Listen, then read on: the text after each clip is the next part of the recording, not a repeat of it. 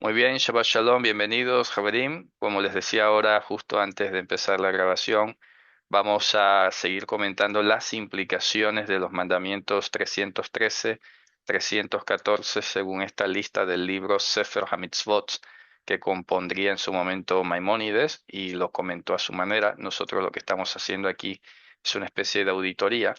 Y claro, ya llevamos algunos 2 días, 2 sesiones, vamos, 2 reuniones comentando este tema, ¿no? De lo que era la tradición, lo que eran los jueces, los que eran los que transmitían la voz.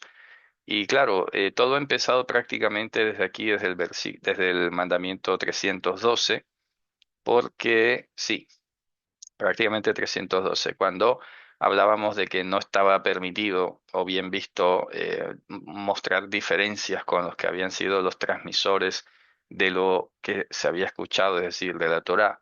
Y citaba, ¿no? Este de no te apartarás de a esta palabra que ellos te digan. Bueno, aquí empezaron los problemas, pero luego se han acentuado cuando hemos llegado aquí al no agregarás sobre ello a la palabra que yo te estoy ordenando, y eso está basado aquí en Deuteronomio capítulo 13. Toda la palabra que le estoy ordenando a ustedes, esa guardarán de hacer, no agregarás sobre ello o junto a ello y no disminuirás de ello. Entonces, la vez pasada comentábamos que hay dos tipos de aproximación sobre esta temática. La superliteral, que ya tiene problemas de si has puesto una letra de más, una Baf, una Yud, una Aleph, etcétera. Y eso la verdad es que tampoco es así. Y ahora les voy a dar alguna otra explicación. Pero vamos a enfocarnos hoy más en lo que es el desarrollo de la idea principal de la implicación. ¿Qué implica no agregar y no disminuir? Ya tenemos una idea de la semana pasada, la vez que hablamos, pero ahora voy a ilustrar un poco más de cerca otro de los problemillas que hay con el texto y la transmisión. Estuvimos hablando de eso, cómo se ha generado, se ha transmitido el texto bíblico. Y aquí, por ejemplo, es donde viene otro de los problemas, porque ya en sí, la adición de vocales, uno podría considerarla una adición de estas, porque claro, la Torah se dio sin vocales. Entonces, ya nosotros tenemos estos casos súper sencillos. Lo que pasa con estas tres consonantes, pues si yo le agrego aquí unas vocales, estoy condicionando el texto a que diga lo que yo quiero que diga. Pero si yo dejo al texto libre de vocales, pues oye, queda como una especie de película en movimiento y según el tenor de lo que vaya surgiendo, yo puedo hacer, y esto lo explicaba ayer en una clase, yo puedo hacer diferentes capturas de pantalla de diferentes ángulos, diferentes percepciones a esto que está moviéndose. Claro, evidentemente, unas palabras se moverán más que otras, tendrán más movimiento. Con movimiento me refiero a más probabilidades de lectura, otras perspectivas. Y lo otro tremendísimo que no podemos perder de vista es lo relacionado con la diferencia entre lo literal y lo metafórico. Porque claro, este es otro problema. Siempre lo he explicado con las conversaciones de WhatsApp. Si tú no entiendes el contexto, si no conoces a las personas que están hablando, de pronto no estás en condiciones de sobreentender lo que es metafórico y sobreentender lo que es literal. Y la estadística que llevo, una estadística así muy aérea, me permite decirles que tanto el cristianismo como el judaísmo han tenido los cables cruzados en esta dinámica. Lo que es literal lo han tomado como metafórico y lo que es metafórico se lo han tomado como literal. Imagínense. Ya ahí hay un problema. Entonces, ¿cuál es el tema de esta dinámica de añadir y quitar? Porque es que, claro, cuando hacemos una inversión del sentido y tomamos lo literal como metafórico y viceversa, pues de alguna forma también estamos agregando o quitando al sentido de la implicación de esa palabra. Entonces tenemos el nivel de lo literal, que por ejemplo, si yo le agrego, hay letras en la lengua hebrea que son inocuas. Ojo con la palabra inocua. ¿Qué significa? Que no que es que cambie el sentido. Por ejemplo, entre ellas pudiéramos seleccionar las denominadas mater lectionis. Mater lectionis son cuatro consonantes que se usaron como vocal. Entonces, en la antigüedad, en la remota antigüedad, yo podía escribir Shomer solo con tres consonantes. Muy bien. Pero claro, Sh, M, R. Las vocales las tenía yo que suponer por el contexto. Pero cuando aparecieron las mater lectionis o se empezaron a utilizar como vocal, agregarle una BAV no representa un daño en sí a la lectura del texto, salvo que de repente yo lo esté leyendo mal. Eso es otra cosa. Pero entonces, lo mismo yo podría decir de agregar no la BAF, sino la yud al final, por ejemplo. Supongamos que esto podría leerlo más bien Shimri, ¿ok? Pues sí, agregar la yud no cambia el sentido. Repito, tomándolo como base la forma antigua como se escribía. Entonces, el ir agregando consonantes para precisar un poco mejor, para delimitar todas las probabilidades de lectura, eso se ha hecho. Eso se ha hecho. Yo no sé si ustedes se acuerdan, pero publicaba un artículo que se llamaba algo así como Las letras de la Torá y hablaba de las 600.000 letras de la Torá. ¿Y cuántas letras tiene la Torá hoy en día? 400 y tantos mil. Es decir, que se han perdido en teoría 150.000 letras. Y explicaba en ese artículo, es más, se los voy a buscar para los que no lo hayan leído, de pronto no se han enterado que existe. Está en mi blog. Y en ese artículo explico que eso tal vez tendría mucha relación cuando Yehoshua dijo, no he venido a abolir la Torah, sino a completarla.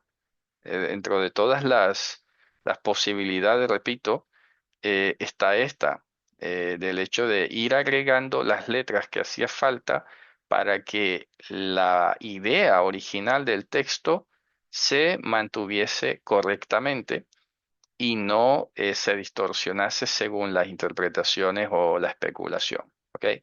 Miren, creo que se llama esto, un segundo, a ver, que la tenía por aquí, hace poco la estaba leyendo. Así, las 600.000 letras de la Torah, así se llama. Este es el artículo, ahora les paso el enlace, pero mire, ya ha pasado un año, me sorprende. Esto es 22 de noviembre de 2023. Qué rápido pasa el tiempo. Entonces, mire, les voy a pasar el enlace ahí en el chat para los que les interese leerlo, que ahí pues se pueden ampliar otros detalles, pero aquí explico eso, ¿no? Y a las fuentes literarias, la implicación de todo este tema. Entonces, justamente en esa dinámica de lo que es lo que está mencionando por aquí Mario, el Keri exactamente, lo que es el Keri y el Ketif, son dos conceptos que también ustedes tienen que conocer todos, así que vamos a escribirlos aquí, ya que lo ha mencionado también Mario. Tiene que ver con esto, con las letras que se fueron agregando o cómo se podía leer. Entonces, Ketif significa, lo voy a parafrasear, no voy a hacer la traducción literal, como está escrito, pero quiero decir transmitido. Es decir, como nosotros encontramos el texto escrito, perdón, transmitido. Es decir, la forma tal cual, como está escrito o transmitido el texto en sus consonantes. Vamos a decir por consonantes o letras. Y el keri es como se puede leer, como se puede leer. Y esto es tremendo, porque aún agregando estas mater lectionis o mater lectionis, que son letras de lectura, matrices de lectura, es un nombre latín, en hebreo le llamamos igual imota cria, como madres de lectura. Igual si yo agrego estas letras para mejorar un poco las probabilidades de acertar y de hacer una buena lectura, igual pueden quedar todavía opciones de Keri, más allá de que haya yo mejorado el Ketiv. Entonces, como en este ejemplo, las tres letras muy antiguamente recibieron en su momento una Vav, pero aún así yo puedo pronunciar esto Shomer o Shumar. Se puede todavía barajar algunas pronunciaciones. Pero ¿qué hace el masoreta en el siglo noveno? El masoreta lo que hace es ya clavar la pronunciación, poniéndole vocales y diciéndonos no lo puedes leer de otra manera, ¿sabes? Y eso es lo que ha pasado. Entonces, como una vez lo expliqué, las traducciones en castellano vienen del texto fijado por los masoretas. ¿Qué quiere decir eso? Pues que estamos viendo apenas una captura de pantalla. No estamos viendo el vídeo. El vídeo solo se puede ver cuando leemos en hebreo, que es ahí donde dices, ah, pero es que esto se puede leer así, o es que esto va por acá. Te liberas de esa camisa de fuerza de los masoretas y entonces comienzas a ver otras cosas. Y eso fue lo que hicieron los apóstoles. Claro, con una facilidad mucho más amplia, porque en el siglo primero no habían vocales. Todos tenían el mismo texto sin clavos. ¿Entiendes la metáfora clavo? Es decir, sin fijarlo. Entonces tú podías estirarlo a lo largo, a lo ancho, a lo diagonal, pero es que una vez lo enmarcas, ya no puedes hacer eso. Ya está ahí, está fijo. Entonces, por eso los apóstoles, cuando citan, los profetas citan algún texto, se dan cuenta que se ve diferente a veces de cómo aparece luego en la versión que tenemos nosotros hoy, porque esa versión está basada en un texto fijo. ¿Lo ven? Entonces hay un desengranaje tremendísimo. Claro, ¿qué sale un indocto promedio judío mediático a decir? Que los apóstoles no sabían la Biblia, ¿sabes? O que la estaban cambiando para acomodarla a su conveniencia. Dice, pues mira qué indocto. O sea, o es que de pronto sí sabe cómo es, pero lo dice así a propósito, lo dice capciosamente. Pero yo me atrevo a decir que ni siquiera sabe de lo que está hablando. ¿Sabes? Se los digo yo, que estos que hablan así, no, si lo supieran, no sé, a menos que si lo saben, no sea honesto. Porque si yo sé que algo se puede y es posible, ¿yo para qué voy a salir a hablar capciosamente sabiendo que sí se puede? Yo diría, hombre, pues sí, honestamente se puede leer así. ¿Qué le vamos a hacer? Pero cuando ya trato de meterle allí un estigma y burla y censura y crítica y destructiva y todo, pues ya tengo una intención bien marcada. Entonces, ¿qué se puede decir? Que cuando los apóstoles quisieron describir la revelación que habían recibido, a ellos las letras de la Torá segurísimamente les venían a la cabeza y las podían acumular como un cubo de Rubik, ¿sabes? Dándole vueltas, girando. Y es impresionante, porque no sé si se acuerdan, una vez explicaba que el sumo sacerdote cuando echaba el Urim y el Tumim, no sé si alguien se acuerda, puede solamente levantar la mano nada más como para ver si alguno se acuerda que lo he dicho. Pero bueno, son cosas que a veces digo hace muchos años, ¿no? Y de pronto no todos la han escuchado. Pero una vez explicaba eso, que el sumo sacerdote, en condiciones normales, cuando estaba en su sano juicio y era una persona temerosa de Dios, él tiraba el Urim y el Tumim y entonces él tenía una visión y la visión le aparecían las letras de la Torá enfrente y él, guiado por el Ruach HaKodesh que venía sobre él, las iba acomodando, ¿sabes? Y sacaba la frase correcta. Pero dice ese comentario que cuando el sumo sacerdote tomaba alcohol o vino y estaba además en otro mundo, en otra dimensión, él tiraba el Urim y el Tumim, las letras salían, pero obviamente, ¿qué crees que iba a pasar? Las organizaba mal. Y resulta que entonces lo que pudo haber sido esa visión para bien, pues resulta que el sumo sacerdote se firmaba su propia sentencia. Y mira qué impresionante ese relato. Voy a ver si lo consigo, porque eso está en el Talmud o en un Midrash o algo así, no me acuerdo ahora exactamente. Pero mira qué impresionante porque esto concuerda con las palabras de Pablo, que dijo, la Torá es buena si uno la usa legítimamente. Mira qué increíble. Porque claro, es la misma Torá. O sea, si tomamos un poco ese texto, aunque sea una fantasía, aunque sea un midrash o cosa por el estilo y que no sea real, supongamos, pero igual sirve el ejemplo porque nos está diciendo que con las mismas letras podemos interpretar lo correcto si estamos guiados y sujetos a Ruach HaKodesh, o podemos interpretar lo terrible si no estamos guiados por Ruach HaKodesh. Eso es lo espectacular. Entonces, por eso me vino a la mente ese ejemplo, porque estaba diciendo que los apóstoles, cuando ellos reciben la revelación, empiezan, digo, repito, metafóricamente, no estoy insinuando que haya sido literal, ¿no? Pero me los puedo imaginar con el texto en la cabeza, dándole vueltas, acomodándose y mostrando un patrón que nunca nadie antes había visto. Y eso se conecta con la idea del Hidush, que comentamos también la vez pasada, ¿se acuerdan?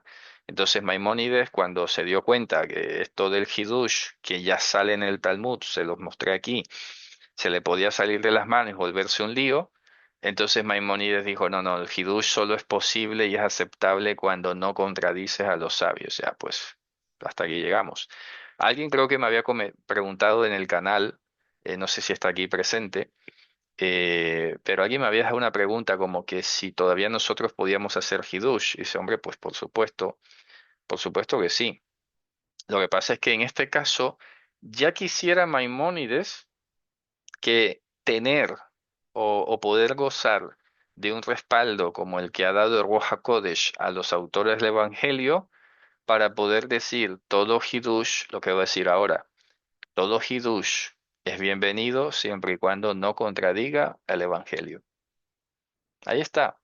Porque de la Torah podemos empezar a ver cosas nuevas. Claro que sí. Podemos ver nuevas luces, nuevas dimensiones, todo. Pero ahora nosotros tenemos una ventaja que ya se podrán imaginar ustedes que haber puesto por escrito el Talmud es un intento de copiar lo que es para nosotros el Evangelio. Acuérdense que de pronto esto no lo sabe mucha gente o lo tiene un poco confundido, porque cuando hablamos de Babilonia se imaginarán solo pues Nabucodonosor, pero el Talmud de Babilonia se escribió después del Evangelio, no antes. Ojo con eso. El Talmud se escribió después del Evangelio. Entonces ya se podrá imaginar que si el pueblo de los creyentes en Yehoshua, el Israel naciente, este pueblo que Dios estaba creando para su gloria y que para publicar a sus alabanzas, ya tenía un texto escrito con interpretaciones fundamentales indiscutibles. ¿Qué se piensan que hicieron entonces los rabinos, los fariseos? Pues decir, vamos a hacer lo mismo. Vamos a crear un libro donde conste nuestra tradición, nuestra interpretación y que nadie lo pueda discutir. Y eso, aún así, el Talmud estaba abierto al Hidush. Pero claro, Maimónides pone la cereza en el pastel y dice, ya, ya, pero no puedes contradecir el Talmud. Pero eso es al mismo tiempo hipócrita, porque hoy en día se la pasan contradiciendo el Talmud. ¿Sabes? Estos que salen dando la cara y diciéndote de frente que en el judaísmo nunca se ha usado Isaías 53 para referirse al Mesías, pues en el Talmud lo han usado. ¿Qué le vamos a hacer? Entonces, eso no te lo dicen nunca. Se aprovechan o capitalizan la ignorancia de la gente. Pero yo diría que más que la ignorancia, yo criticaría a los nuestros propios. Porque si alguien de entre nosotros se deja convencer de lo que diga un incrédulo, por muy judío que sea, pues estamos muy mal. Estamos muy mal porque estamos teniendo entonces un síndrome del hermano mayor. Aunque sea incrédulo, pero es judío y sabe Torah, entonces hay que escuchar lo que es hermano mayor. Cuidado, esto hermano mayor es católico. Esto del hermano mayor es católico. Grábense eso. Los que dicen usan ese término son católicos. Nosotros estamos y hemos sido llamados, como estamos aprendiendo en la carta de Pedro, hemos sido llamados a la unción por Ruach HaKodesh, hemos sido llamados a la promesa, a la herencia incorruptible, a tantas cosas grandísimas, como para ahora estar dependiendo nosotros de lo que digan los hermanos mayores. Ojo, que ahí hay un síndrome de admiración muy tremendo. Entonces, en conclusión de esta parte, fíjense que esto es una cuestión muy compleja. porque agregar letras según cuáles, según qué, según dónde, puede ser para bien o para mal, o acomodar las letras según cómo se acomoden también puede ser. Fíjense, alguna vez explicaba que de hecho, y lo mostraba hace poco también en otra publicación, se utiliza la argumentación homilética. Es decir, supongamos, no leas halak, sino lee lakaj, por ejemplo. Son las mismas letras, simplemente las estás cambiando de orden. Ah, y eso se puede. Hombre, pues sí, homiléticamente. Cuando quieres transmitir una idea usando un texto bíblico, eso se puede hacer. Eso no está cambiando la Torah. Ojo, que esto es tremendísimo. Vamos a ver si tengo éxito explicándolo. Porque, por ejemplo, como acabo de decir ahora, yo tengo una idea. Supongamos, no compres Bitcoin, supongamos. Vale, pero claro, ni aparece el Bitcoin en la Biblia ni nada de estas cosas. Pero entonces yo encuentro un texto donde hay una palabra que suena parecido a Bitcoin y tal, y le armo un giro y expreso mi idea camuflado de texto bíblico.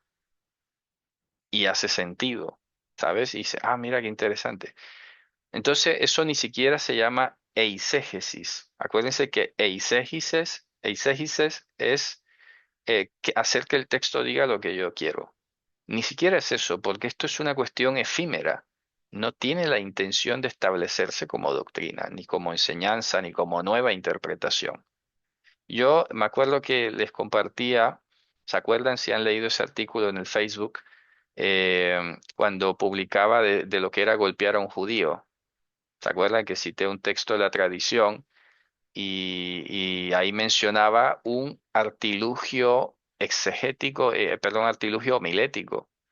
Porque este rabino que hizo ese comentario de por qué no era pegarle a un judío, era pegarle a Dios, él utilizó un texto de Proverbios que ni siquiera tiene nada que ver. O sea, definitivamente no tiene nada que ver en lo absoluto.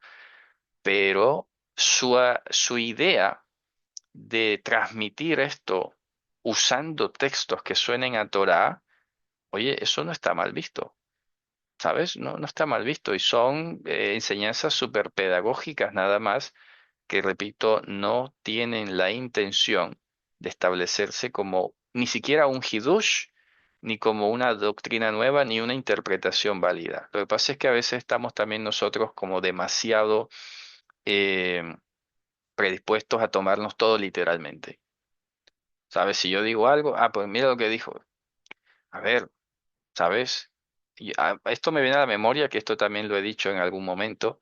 Hay un relato muy curioso en el Talmud que estaba el rabino y les iba a contar una historia a los estudiantes. Me acuerdo que esto lo enseñé o lo dije cuando estábamos en el estudio de Marcos sobre la sal y todo este tema. Y entonces el rabino le dijo a sus estudiantes, bueno, había vez una mula que tuvo un burrito y entonces, y no dejaron terminar la frase. Dice, no, no, pero rabino, es que las mulas no paren. Dice, déjame terminar, que no sabes a dónde voy. Y entonces otra vez iba a decir, y no dejaban terminar. No, pero rabino, es que, ¿sabes? Dice, a ver, pero ¿qué más da si pare o no pare? Eso no es lo importante. ¿Qué te piensas que no lo sé? ¿Me explico?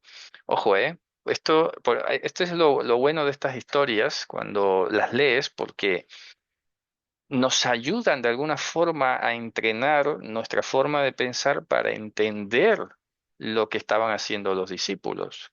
Ojo, no, porque el Talmud se escribió después, repito, pero está en el mismo ambiente cultural, lingüístico, pedagógico todavía en el que se escribió el Evangelio. Entonces, cuando los estudiantes le dijeron, Rabino, pero bueno, cambiando de tema, si la sal pierde su sabor, ¿con qué se puede salar? Y le dijo el rabino, con el hijo de la mula. ¿Sabes? Ah, pero ¿cómo así si la mula? Dice, por eso la sal no pierde su sabor. Vaya pregunta. ¿Me explico? Fíjate tú la lógica de estas conversaciones. Eso es lo interesante, ¿no? Entonces, claro, cuando los apóstoles escribieron sus Hidushim, sus innovaciones de la Torah por revelación de Ruach HaKodesh, a veces utilizaron también este tema de la homilética. ¿Se acuerdan que una vez lo dije, ¿no? De las publicaciones que hice también sobre vino y habitó en Nazaret para, como para que se cumpliese lo que fue dicho que sería llamado Nazorios. Y saber, no hay ninguna profecía que diga que el Mesías debe vivir en Nazaret. ¿Qué está diciendo este? Ah, pero es que esto es un juego de palabras.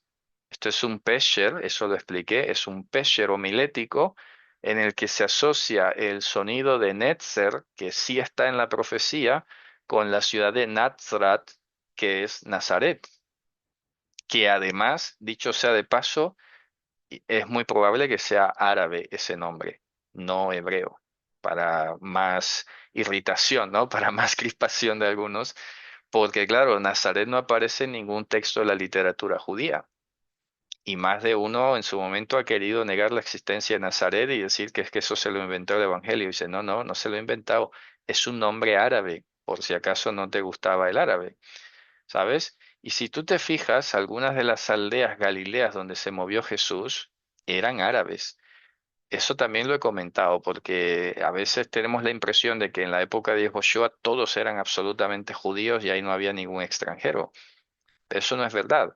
Y eso también tengo que decir que es un guiño bueno que le puedo hacer a esta serie de Chosen, aunque a veces creo que se pasa un poco, pero sí que han mostrado una sociedad muy diversa, ¿no? En ese sentido positivo, que tú ves allí al negro, al romano, al judío, al árabe, o sea, es una mezcolanza, porque así estaba, ¿sabes? Y por esa razón, muchos de los milagros que Yehoshua hizo en Galilea, los hizo en estos pueblecitos también árabes, que hoy no digo palestino para no escandalizar, ¿no? Pero que pudiera ser, porque eran árabes. ¿Qué te puedo decir? Eran árabes beduinos, eran árabes, bueno, sin ningún tipo de filiación religiosa. Obviamente el Islam no existía.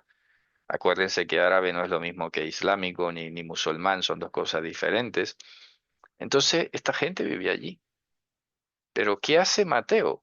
Cita una profecía, primero fuera de contexto, ¿no? Utiliza un pesher homilético y hace un juego de palabras. ¿Para qué? Dice, ¿había la necesidad? Dice, no, la necesidad estricta no la había. Pero lo que sí es importante, lo que él quería recalcar, era que Yehoshua era el Netzer de la profecía. Ah, pero pudo haber dicho de otra manera, sí, pero ¿y qué? Así lo quiso decir y así lo quiso expresar el Ruach HaKodesh. Y así servía para ellos. El problema es que hoy, ¿qué nos enseñan en los institutos bíblicos? Y todo el mundo lo repite como loro. Un texto fuera de contexto es un pretexto. No es verdad. Eso hay que quitárselo de la cabeza, porque le estamos poniendo la soga al Evangelio. Estamos diciendo el Evangelio es un grandísimo pretexto, porque de esas famosas 300 o más de 300 profecías que se publican por allí que cumplió Jesús, pues por lo menos la mitad no son profecías como la gente se las piensa. La mayoría son interpretaciones homiléticas, asociaciones tipo Pesher homilético, juegos de palabras, insinuaciones sutiles, lo que sea, pero ahí, pero es eso, es usar de una manera artística, casi se puede decir, lo que está en la Torah para describir una realidad que ellos nunca habían visto. Eso es lo que pasa. Pero claro, nos ponemos muy de rígido, texto fuera de contexto es un pretexto. Ah, ya funciona cuando nos interesa hacer quedar mal a alguien, ¿sabes? Pero luego en el momento cuando ya les digo hoy, lo verán venir. Cuando comiencen a revisar el Evangelio, disque seriamente, y empiecen a darse cuenta que los textos están sacados de contexto. Y esto yo lo vengo diciendo ya de hace mucho tiempo, pero todavía ellos no se han dado cuenta. A veces mi esposa me dice, pero no des ideas, y dice, no, no, es que igual las tengo que dar, porque como bien decía Pedro, cuando Pablo hablaba de las cosas que hablaba, los indoctos las torcían. Entonces a mí no me da miedo dar ideas, porque es que cuando ellos tomen estas ideas y vayan mostrando lo mal que tenían en su corazón, ya todos sabremos de qué van, ¿sabes? Pero lo verán venir, empezar a darse cuenta, bueno, pero es que lo han sacado de contexto, es que de pronto, bueno, Mateo de pronto no sabía, ¿sabes? Mateo hizo lo que pudo. Esta frase ya la dijo alguien que no voy a mencionar, pero que es de esos que les he mencionado que dice que es rabino y no lo es, que es un señor ya de mucha barbita blanca y tal. Y resulta que entonces él ha dicho esa frase, es que Mateo hizo lo que pudo. Que claro, los apóstoles eran Galileos, empecemos por allí, eran ignorantes, entonces claro, cuando vieron a su maestro lo quisieron honrar y se les fue un poco la pluma y pusieron allí matices de cosas como que él era Dios, pero claro, es que ellos eran ignorantes. Mira cómo cita Marco al profeta y no sabe de lo que va y dice ya. ¿Sabes? Pues ya empieza a pasar, pero esto se va a ir levantando más y más y más y más. Entonces, claro, ya sabrán de qué va el asunto. No es que los apóstoles no supieran, es que el texto está escrito en un estilo, en un contexto, con unas herramientas que hoy, curiosa y casualmente, el judaísmo ha decidido esconder debajo de la alfombra. Tú no vas a escuchar ya más en el judaísmo el uso del pesher homilético, no vas a escuchar estas cosas que todavía se encuentran en el Midrash, repito, ¿eh? Pero ya hoy esto no te lo menciona. Hoy te quieren dar la impresión de que todo está y ha estado siempre perfectamente legislado, perfectamente ordenado y que no hay ningún tipo de mm, disrupción ni de ningún tipo de divergencia o algo por el estilo, sino que todo está justo y ordenado desde Moisés. Sí, claro. ¿Sabes? Entonces, bueno, quería cerrar esa parte, repito, no, vamos a ver aquí en el chat que dicen, dejaste de sacar la serie el texto. Sí, está pendiente, pues es que hay mucho, ¿sabes? A veces es muchísimo trabajo. Yo digo a mi esposa, ya quisiera yo escribir como pienso, ¿sabe? Que como pensara fuera escribiendo y no tuviera errores ni nada, ni que revisar, porque hay tantas cosas para decir, Javelín, de verdad, impresionante. Pero claro, hacer un escrito de estos, como el de mostrar el pesher y el texto fuera de contexto, requiere más de ponerlo por escrito que yo decirlo, porque es que la gente lo tiene que ver, ¿sabes? Yo lo digo y bueno, no queda tan tangible. No sé por qué, pero me gusta dejarlo por escrito. ¿Eso qué pasa? Tiene un problema y es que voy muy lento, voy muy lento, voy muy lento y es bastante dispendioso. ¿Sabes? Pero eso sí, cuando ya se termina, bueno, Baruch Hashem, puedo decir Baruch Hashem, porque el resultado, la verdad, pues perdura, ¿no? Queda allí y es casi una cuestión de dominio público para todos, de provecho para todos. Por eso Natanel dijo, de algo bueno puede salir de Nazaret, puede ser seguramente, claro. Además de que se ha especulado, ¿no? De que Nazaret a ver, se ha querido a veces decir, fíjese usted, basado en esta expresión de Natanael, algunos han ido a lo contrario, es decir, a la inversa. Ah, como Natanael dijo eso, seguro es que Nazaret era era un moridero, era un cementerio y cosas así, pero luego pensándolo bien, solo las ciudades importantes tenían sinagoga. Y hay sinagoga en Nazaret, o sea, en el Evangelio, ¿no? Dice que Yehoshua entró en Nazaret conforme a su costumbre a la sinagoga. Eso significa que no era cualquier moridero. Eso significa que no era allí un caserío y un basurero por ahí, ¿no? Que alguna vez creo que yo hice mención de esto, pero luego aprovecho y lo digo por si acaso, ¿no? Pero luego pensándolo bien, dice, pues esa descripción no encaja. Y eso yo lo alcancé a decir cuando comentaba el nombre árabe de Nazaret y alguna vez publiqué un libro, ¿no? Sobre que probablemente Nazaret fuera Yofía o Yafía, el nombre hebreo que ya sale desde la época de Josué, ¿sabes? Entonces, por eso digo, va uno inclusive sobre lo que ya ha dicho, vienen nuevas cosas, pones allí y lo vas dejando, pero claro. Hay muchísimas cosas para seguir, pero yo esperaría poder terminar esta serie, por lo menos que está basada en Mateo, la del texto fuera de su contexto, no es un pretexto, para que todos tengamos por lo menos una especie de guía de cómo se usó la escritura, cómo se usó, cómo la usaron los apóstoles y qué límites nos imponen ellos en ese sentido y qué cosas pudiéramos nosotros seguir aprendiendo. ¿Ok? Hay herramientas de ella, sí, no me fío ni tampoco la quiero alimentar, ¿eh? Sí, sí, en serio, no sé qué ha pasado, pero no sé, no la quiero alimentar con estas cosas, ¿sabes? A ese instrumento. Alguna vez he entrado solo para fastidiarla y me han bloqueado. No puedo usar el chat GTP, en serio, ¿eh? Me han bloqueado. No sé, me ponen ahí como requisito poder crearme una cuenta, si no, no lo puedo usar. Es muy raro. Pero solo en mi computador, porque he probado en otro y sí me deja, solo en el mío no me deja. No sé, ¿sabes? Pero es tremendo. Pero bueno. Conclusión, hemos extendido un poco el tema de la literalidad, ¿sabes? La literalidad como tal, las implicaciones que tiene esa parte de la literalidad, pero luego ahora quiero esta segunda parte hablar de lo que quedó pendiente la vez pasada, la tradición, ¿sabes? Que es donde muchos están queriendo poner el énfasis. Uno de estos señores que dice que es rabino y no lo es, pero es otro diferente, que se la pasa también que bueno, últimamente lo veo muy callado, no sé qué anda. Pero este señor es de los que se la pasa denostando de los mesiánicos porque no se ponen la kipá, supongamos, ¿no?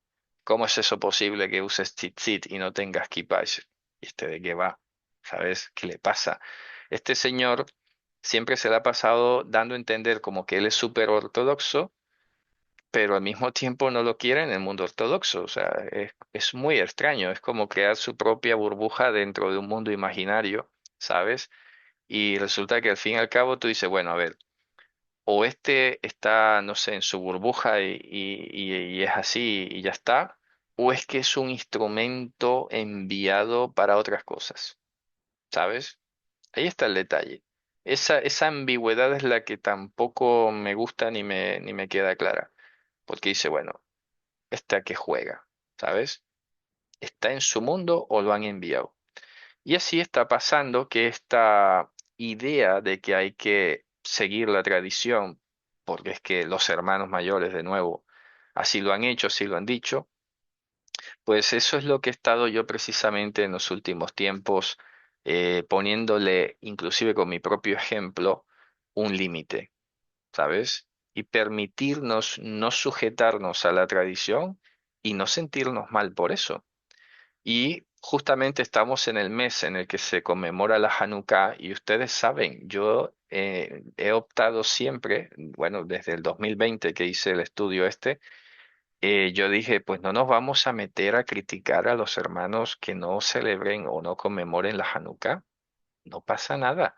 Si alguien no la tiene clara o dice que eso no está en la Biblia y si no está en la Biblia no lo celebro, pues yo no lo voy a criticar. Tienen libertad. ¿Acaso es un mandamiento dado por Dios? No. Fíjense ustedes, que por eso lo he dicho así. En cambio, puede ser que algunos todavía estén con la inercia de que es que tienes que celebrar la Hanukkah o tienes que poner. Pues ese tienes yo lo voy quitando. Y así con muchas otras cosas que implican el tener, pero cuyo origen es la tradición. Entonces seamos claros en eso, aunque ya muchos lo saben y lo tienen ahí grabado, pero luego en la práctica vienen algunos choques, algunas cosas. Las tradiciones son de libre observancia, primero que todo.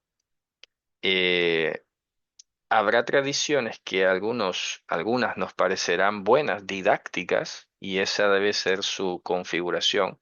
Oye, es didáctico, es bueno. Y no criticar al que no la haga.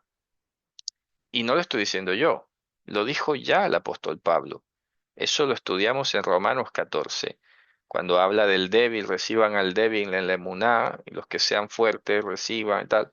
Y eso está súper explicado. Pueden ir a buscar Romanos 14 y ahí está el estudio y toda la explicación con detalle.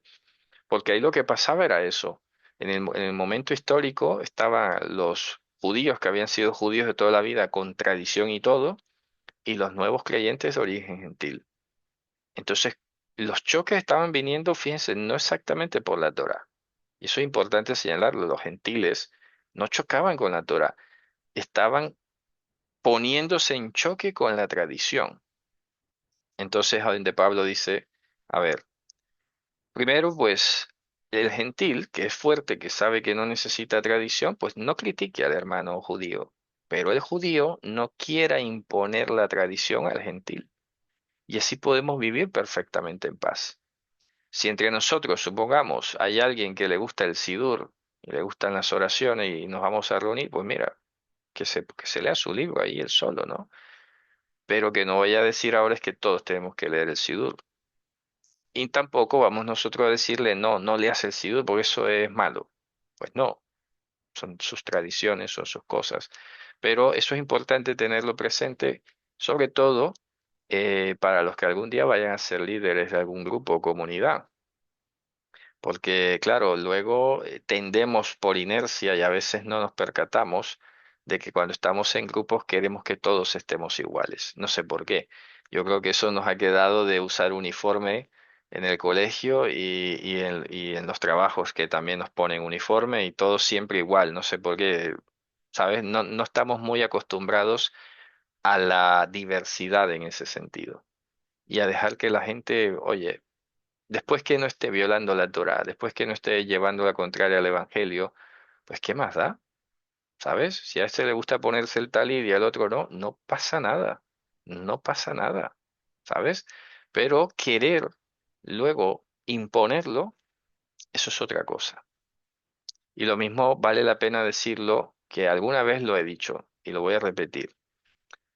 Esto de ponerle a los institutos bíblicos locales yeshiva no está bien. Es que no sé por qué esta manía de ponerle ahora y apropiarnos de terminología rabínica y judía. A ver, no le podemos poner casa de estudio y ya está. Yeshiva. Eso no es correcto porque la yeshiva es una marca registrada. La yeshiva es una universidad donde se estudia para ser rabino ortodoxo. Tiene una malla de materias, de asignaturas, tiene lo que se llama el canon de materias y eso, por mucho que nosotros quisiésemos imitarlo, ni siquiera se puede llamar yeshiva, ni siquiera cumpliendo con las mismas materias. Por la sencillísima razón de que al graduarse una persona, nosotros no le vamos a poder decir el título de rabino, porque ese título solo lo otorga una corte rabínica.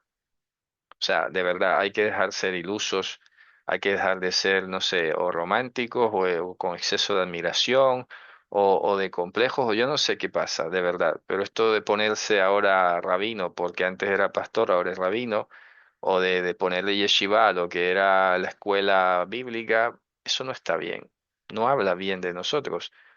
Y lo digo, repito, porque puede ser que sea un proceso, alguna vez lo he mencionado, puede ser que los que están ahora en esa movida, algún día más adelante, un par de años, ya maduren y se den cuenta. Y yo estoy hablando desde haber pasado por eso. Aunque nosotros nunca le llamamos yeshiva a nuestra comunidad, nunca, ¿sabes? Nunca nos llamamos rabino tampoco. Por eso me ha costado un poco a veces también hablar más suave con los que se ponen estos títulos, porque es que no lo entiendo, ¿sabes? No, no, no lo entiendo. Nosotros y repito, nosotros de la comunidad primitiva en Barranquilla, cuando empezábamos allá en los 2000, 1999, 2000, pues nunca nos pasó hasta ese nivel. Supimos todo el tiempo que no era correcto ponernos estos títulos así olímpicamente y llamarle nosotros luego yeshiva y todas estas cosas que no. Antes inclusive me acuerdo que recién llegado yo, nuestra comunidad sí que se llamaba sinagoga, pero luego precisamente hicimos una reunión y dijimos, no está bien llamarle sinagoga, porque esto no es un templo judío, ¿sabes? Y lo cambiamos y ya está, pusimos congregación. Para que vean ustedes, ya muy rápidamente, es recién empezando y ya lo empezamos a ver. Entonces, no sé si es que de pronto se pone mucha atención en otras cosas, en guardar ritos y guardar tradiciones, que de pronto no está quedando tiempo para reflexionar, para pensar y decir qué estamos haciendo. ¿Sabes? A ver, esto que hemos hecho hasta ahora, vamos a revisarlo, a ver cómo va, a preguntar a otros cómo se oye, qué suena, qué entienden, ¿sabes? Para ver si de pronto se están lanzando un mensaje equivocado. Dice, hay una diferencia entre no reconocer a Mashiach y a Joshua por los judíos y negarlo por los ex cristianos convertidos al judaísmo. Hombre, eso es otro nivel, claro que sí, eso es otro nivel aberrante, claro, porque es que, como le dijo Pablo a los Gálatas, pero a ver, ¿quién los ha trastornado? ¿Cómo es que habiendo empezado por la revelación, has terminado ahora en lo súper básico? Van de más a menos. Y eso es ahí donde uno, inclusive sin pelos en la lengua, tiene que decir, bueno, pues permíteme dudar de la conversión de esa persona. Porque no puede ser, no puede ser que deje a Yehoshua como Mashiach, por mucho que haya llorado en el culto, por mucho que se haya arrodillado, por mucho y tal, y luego termina ahora diciendo que no es, ¿sabes? Entonces dices, vaya, complicado. Eso no está bien. Por eso Pablo le dijo a los Gálatas, ni siquiera si yo mismo vengo con otro evangelio, ni a mí me creáis, ni si viene un ángel del cielo. No, esto lo tienen que atesorar y grabárselo sí o sí como está. No dejen que se los cambien. No se dejen presionar, no dejen manipularse de nada. Y repito una vez más, no se hagan esclavos de los hombres. Preguntan por aquí, ¿una mujer puede enseñar si ser pastora? Sí, es que eso es otra cosa. Como alguna vez he dicho, la mujer puede profetizar, la mujer puede enseñar a otras mujeres, puede enseñar a los niños, puede cantar. Lo que pasa es que esto de ser pastora como la autoridad máxima, eso es algo que yo siempre he estado diciendo no debe ser porque se tiene que dar bastante singular algunas cosas. Alguna vez hemos hablado del tema como para que no haya otra opción que quede la mujer y que tiene que ser muy temporal, o sea, porque es que la otra opción es decir, bueno, pues, no sé, ¿dónde están los varones? ¿Dónde están los varones? No puede ser. Esto me acuerdo siempre de lo que le dijo Débora a Barak. Si tú me dices que no vas, si yo no voy, esto no es honra para ti. Entonces, yo creo que no tengo ni que decir, así dice el Señor a ti, varón, levántate. No, es que está escrito. No, no tengo que aquí hacer un show, decir que el Señor me dice, dile a los varones. No, está escrito, ve a leerlo. Tienes que ser varón, tienes que trabajar para Dios. Eso indistintamente si tienes un llamado o no lo tienes. ¿Sabes lo que es trabajar para Dios? Porque ahí te ha dicho lo que tienes que hacer. Lo que pasa es que otra cosa son los dones y otra cosa son los llamamientos, pero el no tener el don y el llamamiento no es tampoco un impedimento para que no hagas nada. Ojo, porque es que por eso algunos dirán, bueno, es que Dios pone el querer y el hacer, entonces yo no siento ningún querer, ningún hacer, entonces no hago nada. No, no, no. Querer es una necesidad y la necesidad ya la ha puesto Dios. Así que no hay que retraerse allí, es que yo no siento porque seguimos siendo muy sentimentales. La idea es pensar concretamente y decir, hace falta, pues, oye, voy a ponerme a trabajar. Que ya, pues Dios mira diciendo, no, no, tú aquí para esto no, pues ya me lo dirá, pero oye, me acuerdo siempre de aquella frase que, fíjense ustedes, está en el Talmud y es muy bonita. Bemakom she'ein Adam hishtadel lihyot ish. En el lugar donde parezca que no hayan hombres, procura ser un varón. Es una frase preciosísima, porque no hay, o sea, uno no se puede quedar en la zona de confort. Y eso no significa apropiarse y tomarse las cosas carnalmente. No, lo estás haciendo por temor a Dios, por responsabilidad con lo que Él ha mandado a hacer, pues ya está. Ya Él te dirá claramente. ¿Sabes? Miren, les voy a dar un pequeño testimonio de lo que más o menos quiero decir. En un momento quise abrir un canal en inglés, ¿sabes? No lo había dicho, no lo había anunciado y yo creo que apenas se está enterando. Pero ¿qué hice yo? Pues le pregunté a algunos hermanos y ellos, en general, dos o tres me dijeron, no, no, o sea, la respuesta fue no. Y yo, pues mira, ya está. Pero ¿qué ha hecho Dios? Sin yo pedirlo, sin procurarlo, pues mira, me ha abierto otra puerta por otro lado, no con un canal necesariamente, pero sí me ha puesto ya a hablarle a personas del mundo anglosajón, ¿sabes? Y les puedo dar testimonio con alegría de que está siendo muy bien recibido. Me doy cuenta que estas personas nunca habían escuchado las cosas que les estoy diciendo. Entonces es gratificante, digo, claro, Dios no quería en esta ocasión un canal, quería de otra manera. ¿Lo ven? Entonces, con eso quiero decir que, oye, a veces podemos tener la intención, pero mira, viene Dios y te canaliza y dice, mira, la intención está bien, pero te quiero por otra parte. Lo que quiero decir entonces hay que estar siempre con los oídos muy abiertos y no patalear. Si tienes una idea y de repente te dicen que por ahí no es, o no ahora, o no hay un sí claro y contundente, pues tampoco hay que insistir, ¿sabes? Y no hay que disgustarse. Y no hay que hacerse mal corazón, ni malas ideas, ni malos pensamientos. Simplemente, oye, tomarlo como palabra de Dios. Porque para eso consultas. ¿Se acuerda que la vez pasada lo dije, ¿no? Todo el que tenía una duda en Israel salía, buscaba y encontraba. Pues eso funciona mucho más entre nosotros. Y por eso les doy mi ejemplo. Alguien de ustedes o de nosotros tiene el gran deseo de hacer algo y parece que no hay un sí claro, pues no insistas. De pronto no es el momento. Ya lo irá mostrando Dios y te irá poniendo las cosas como van y para mejor provecho y todo. Y repito, entonces no hay que estar afanosos. Por nada estéis afanosos, ya lo dice también Pedro, ¿no? Sino que sean conocidas delante de Dios vuestras peticiones y todo esto. Pues siempre hay que ponerlo delante de Dios las cosas que Él vaya mostrando. Vamos a ver, tratar que dice por aquí, ¿qué Cristo es para servir una pequeña congregación? Hombre, ya lo estoy diciendo ahora, fíjense ustedes, no había visto esta pregunta, pero que me han preguntado qué requisito necesita para ser líder. Primero de todo es ser creyente, o sea, tener un concepto amplio y contundente de lo que es el temor de Dios, como para, como acabo de decir ahora, ponerte a trabajar. Ya está, básicamente. Lo que pasa es que luego, también lo vuelvo a decir, que esto lo he insinuado en otras ocasiones, mm, no hay que tratar de complicarse la vida.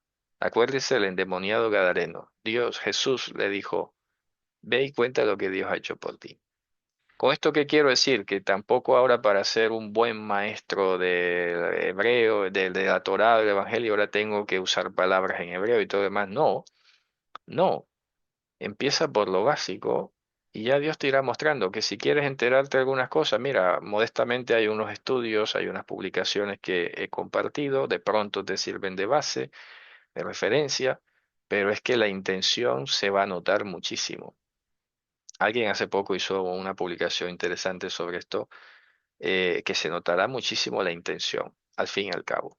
Y Dios mira siempre las intenciones, ¿sabes? Siempre. Entonces, si alguien, ni siquiera fíjense la palabra liderazgo, bueno, oye, asumir una responsabilidad, ¿sabes? Asumir una responsabilidad. Eso es todo. Más que liderazgo es asumir una responsabilidad, llevar una carga. Acuérdense que eso también lo expliqué en una de las parashá cuando hablamos del nací, y el nací era también el que llevaba la carga, ¿sabes? Del verbo nazá. Entonces, más que encumbrado, más que eminencia y tal, es alguien que lleva la carga al fin y al cabo. Entonces, ahí va la cuestión, ¿no? Dice, si el mesiánico americano no enseña lo que enseñas, a ver, se les dificulta ver a Jesús como Dios y cuando recomiendo tu canal los subtítulos en inglés no están al 100. Es que no sale. Pero fíjense ustedes, repito, Hashem ha abierto una puerta que yo ni había procurado. Mi esposa es testigo de eso, la jefa me dijo, oye, ¿te interesaría? Y yo le dije, y puedo mostrarles el chat. Y dice, hombre, ahora no me siento tan así tan preparado, déjame y estudio un poco más, porque estas temáticas tan técnicas en inglés no las he manejado nunca y tal. Y un día de repente, no sé qué pasó, y de repente me aparece que tengo que dar una clase en inglés, pero así que no podía decir que no, ¿sabes? Me sorprendió. Y mira, me lancé a hablar. ¿Qué te puedo decir? Ni yo entiendo cómo puedo fluir en esos temas que son un poco complicados, ¿sabes? Y mira, pues me he dejado llevar, me he dejado llevar, me he dejado llevar. Y Dios es el que va haciendo. Eso sí que hago yo siempre. Oro, le pido al Señor que me ayude, que las cosas que va a decir, pues oye, hazlo por ellos más que por yo quedar bien, ¿no? Y que estas personas han venido y quieren sinceramente aprender, pues oye, yo aprecio mucho su esfuerzo económico y de tiempo, sabes que han venido y no quiero yo ni avergonzarte, Señor, ni tampoco perjudicar a estas personas. Y me ha ido bien, Baruch Hashem, me ha ido bien. Y sobre todo me ha ido bien, lo digo en el sentido de que estas personas están escuchando cosas que nunca habían escuchado. Y al mismo tiempo me sobrecoge y me sorprende, ¿no? Y me alegra, porque digo, qué fuerte, ¿no? Como el mundo es tan grande y tan pequeño al mismo tiempo, que uno ya se piensa que de pronto todo esto, todo el mundo lo sabe, y no, parece que no. Me sorprendo gratamente de poder, por lo menos, ser el primero en llevarles estas ideas a estas personas. Y sobre todo, más que eso, el testimonio que ellos mismos me dan, porque me lo dicen, me mandan correos o me responden ahí mismo y me dicen, sí, sí, esto nunca lo había escuchado y me parece genial, me parece bueno, etcétera. Que eso para mí es ya todavía ya la mayor alegría, ¿no? Porque una cosa es que lo pueda yo decir y otra cosa es que les esté haciendo un torbellino, un huracán en su cabeza. Pero les transmito lo que asimismo he recibido, la pasión por la escritura y me alegro de poder compartirles todo esto que ya nosotros llevamos tantos años estudiando y para ellos es la primera vez, ¿sabes? Y es impresionante. Y eso, pues, la verdad, me alegra mucho, ¿no? Entonces, por eso, sobre esta pregunta de liderazgo, mira, no hay que ni siquiera llamarle liderazgo. Hay que asumir la responsabilidad y ya está. Hasta cuando Dios, eso sí, claramente te diga, pues, aquí no, o de esta manera no, pues ya lo iremos viendo, ¿no? Entonces, bueno, Javerín, para ir cerrando la temática, estamos todavía en la mitzvah 313, no alcanzamos, pero igual, bueno, vamos a decir que la 314. Vamos a volver un momentito aquí porque, como les alcancé a decir, la mitzvah 314 en la lista de Maimónides es no disminuir, o sea que es la misma temática que hemos estado hablando, miren. La Mitzvah 314 es la advertencia por la cual fuimos advertidos de no disminuir de la Torá ni la que está escrita ni la oral. Ojo que ahí viene Maimónides y le hace el guiño a la tradición. Si tan solo hubiera dicho la escrita, todavía, ¿no? Pero aquí enseguida le agrega a la tradición. Está citando el mismo texto, Velo tigra mimenu, no vas a disminuir de ello. Pero claro, aquí el tema es, y lo vuelvo a repetir, pero ya lo he dicho antes, en la sesión anterior, tenemos nosotros los creyentes de Joshua hoy, tenemos necesidad de ir a someternos a ciegas a la autoridad de un Sanedrín o de una corte rabínica para poder estar en bien o realmente bien dentro del pueblo. Téngalo clarísimo, no en lo absoluto. Ninguna necesidad ni ninguna obligación. Eso le guste a quien le guste o no le guste a quien no le guste, pero lo digo claramente. Porque es que, ojo, acaba de salir un vídeo, yo sé si, yo creo que ya lo han visto seguramente. Ha salido un vídeo muy curioso donde supuestamente un Sanedrín en Jerusalén, que hay que decir que Sanedrín como tal no existe, pero ellos le quieren llamar ahora Sanedrín. Y entonces unos señorcitos muy de barbas, así, muy bonachones los ancianos, ¿no? Los señores pues salen hablando en diferentes idiomas, invitando a los judíos a que es tiempo de irse a Israel. Exactamente, llamando a todos los judíos. Hay que venirse, pero ¿qué es lo que está pasando? Que la gente se está yendo de Israel. Pero ojo que aquí vi una cosa tremendísima que todavía la estoy observando. Estaremos siendo testigos de una de las más grandes sustituciones poblacionales de los últimos tiempos. Recapitulemos y en resumen. Cuando el Estado de Israel se fundó, la mayoría de judíos que llegaron allí fueron de Europa del Este, que habían pasado por el genocidio nazi y todas estas tragedias en Rusia, y ellos llegaron allá, pero la mayoría no eran religiosos. La mayoría no eran religiosos. Y por eso el sionismo, acuérdense que el sionismo no es religioso en esencia, no lo es. Entonces, el Estado cuando se crea, ese estado se crea como un estado, una república. No le llaman república porque es en hebreo, ¿ya? Pero es una república, básicamente, una república democrática. Lo digo textualmente citando las palabras de Rabino David Lau, que dijo en Argentina, en un foro, mi país es una república democrática con elementos judíos. Cierro comillas. Textualmente lo dijo. No son inventos míos. Entonces, ¿qué ha pasado? Pues que toda esa población que eran no religiosos, no estoy insinuando que sean ateos, pero no eran religiosos, eh, pues atrajo y estuvo abierta a que viniera mucha gente de otras partes. Hubo una gran inmigración, hay muchos israelíes que no son judíos, ¿sabes? Muchos, de todos los países del mundo hay allí. Suráfrica, Rusia, de todo, ¿no? De Suramérica. Han llegado a vivir allá, etíopes, etcétera, que no practican judaísmo ni nada. Pero ¿qué ha pasado? Que esta movida de este surgimiento de una cosa rara llamada sionismo religioso, que en esencia es una contradicción, pero está mezclando dos grandes intereses. El interés de haber tenido un Estado independiente para judíos, pero ahora que sean judíos judíos. Entonces ya lo han dicho que de seguir la emigración, la gente se está yendo de Israel. De seguir así la emigración de Israel, de aquí a tal vez 10 años, Israel será un estado teocrático, religioso al 100%.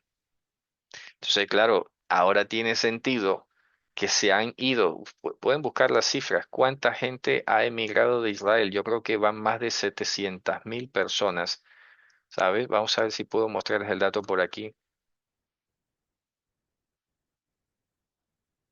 porque eso lo vi hace poco.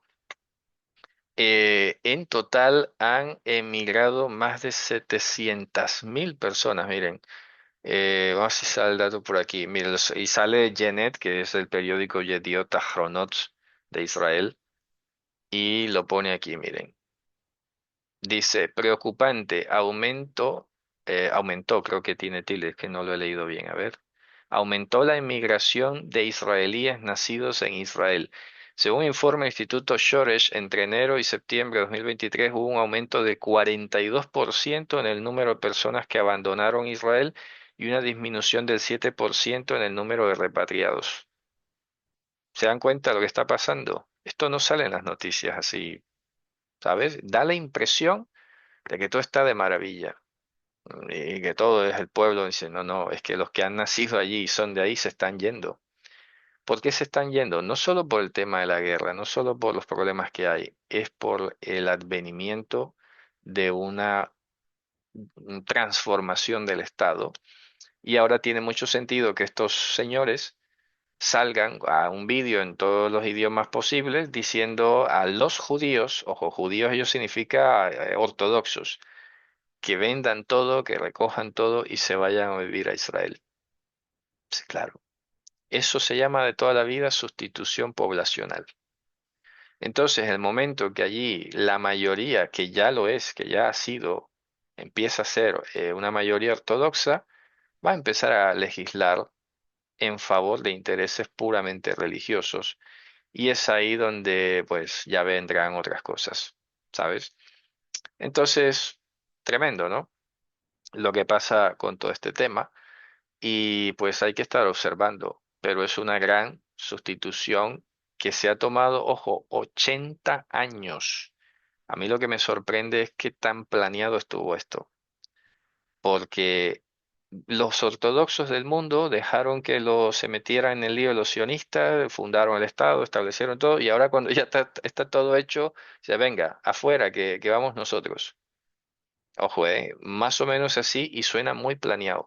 Por eso se acordarán que yo lo dije, que todo este desastre que pasó el año pasado, eso ya, eso está planeado, ¿sabes? No digo más, ya ustedes saben lo que dije, pero eso no es cualquier cosa. Eso no es cualquier cosa. Y se está es ahí mareando la perdiz, dándole vuelta y vuelta y vuelta, pero eso tiene otros objetivos. Y yo creo que ya lo acabo de insinuar. Y si hoy en día hay una persecución por parte del extremismo islam a todo judío, donde parte fanático por Palestina sin ser musulmanes. Eso es otra cosa, ya te digo, porque el problema que ocurre es cuando se desata la barbaridad. Entonces, hasta el que ni siquiera entiende de qué va, se pone allí, pues, a matar. Es como ese típico norteamericano desquiciado que quedó traumatizado de alguna cosa y va y mata a todos los amigos de la escuela, ¿sabes? Así, porque está mal de la cabeza. Entonces, esta gente, ¿sabes? Que van a quemar sinagoga y tal, dicen, bueno, loco, ese está contagiado de un virus de locura y lamentablemente pues se conecta con todos estos acontecimientos, pero hay que mantener los lentes bien fijados, ¿no? Si una verá diciendo que hay noticias de que muchos judíos están volviendo a Israel que porque está habiendo persecución en otros lados, eso no es tan así. Ahora, y no se sorprendan, ¿eh? Que los planes para hacer planes grandes, tenemos el ejemplo que pasó con los walkie-talkies. Mira la gran trama, desde el 2017 ya se habían insertado probablemente esos dispositivos y esos explosivos y estaban ahí callados para cuando fuera necesario usarlo. ¿Sabes? Dime el nivel de trama, o sea, haber infiltrado la empresa japonesa de tanta anticipación, haber desviado todo eso, haber modificado el pedido, llevárselo en su cara y decirle, toma tu walkie-talkie que ya te lo haré explotar algún día. Esto es un nivel muy grande, y no es conspiración, es claro, son hechos concretos. Entonces, ¿sabes? Hay cosas de planes que se nos escapan a nosotros porque no tenemos ese nivel de malicia ni de maldad, pero que, bueno, que con todo esto que concluimos, observar y no dejarnos mover por movimientos o por banderas o por, sobre todo, objetivos de incrédulos, por muy vestido de israelí que esté y por muy vestido de cosas que suenen bíblicas o parezcan bíblicas, pues, ¿sabes? Mucho cuidado con eso. Sí, ya eso es sabido, todo el mundo sabía que no ha estallado el juicio contra Netanyahu ya porque están ahora con el polvorín. Y esto es lo que pasa, se lo dije también, ahora que ha ganado el señor Trump, ya lo ha dicho claramente, si no entregan a los secuestrados, se abren las puertas del infierno. Dice, bueno, vamos a ver a dónde van con todo este tema, porque eso no le hará bien a nadie, como quiera que sea, ¿eh? Pero bueno, ¿qué dije la vez pasada? Vamos a orar por los gobernantes, porque es que en su paz tendremos paz. Como quiera que sea, igual es su mandamiento, lo hacemos aunque no estemos ni muy convencidos, ¿sabes? Pero lo hacemos porque Dios lo ha dicho y que se haga su voluntad al fin y al cabo. Que Dios nos guarde, que nos proteja y que nos siga dando discernimiento. Dice, se verá en poco tiempo lo que pasó en el siglo primero, lo de desligarse de llamarse Israel, judío hebreo, para desligarse del país y no ser perseguido. Puede ser, porque algunos rabinos en algunas comunidades aquí de Europa recomendaron a su población quitar la mezuzá de la puerta, no usar kippah en la calle, pasar de muy discreto. Pero bueno, fíjense ustedes, lo que es el famoso pikuach nefesh, ¿no? Que prevalece la vida. Y bueno, tiene sentido, pero aquí, repito, lo más focalizado que tenemos que tener nosotros es que no nos tambaleen al Mesías, al tesoro que hemos recibido nosotros como guía para nosotros, como la luz, como la antorcha en lugar oscuro. Así que bueno, Javerín, con esto terminaremos por hoy. Espero que haya sido claro, ¿no? Que siga edificando, que nos siga fortaleciendo y abriéndonos los ojos a todos. Que no crean, que en la medida que yo hablo también me vienen ideas a mí, para mí, y hay que seguir creciendo en la gracia. Nos vemos en una próxima. Shabbat Shalom. Leitraot. Shalom.